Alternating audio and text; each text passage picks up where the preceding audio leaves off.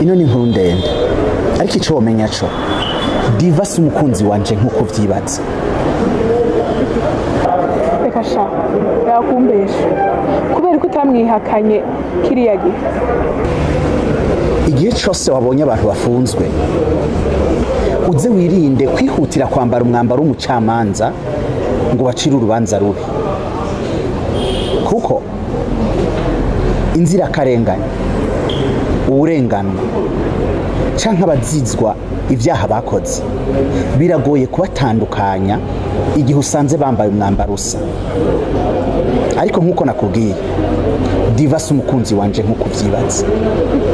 Nategerezwa guha amahirwe Diva, ndamuha akanya n'imiburiburi umunsi umwe kugira ngo ndamuhoze amarira. Ariko nuko nari niteguye yuko nawe nzoguhoza amarira nkakuba hafi ubuziraherezo.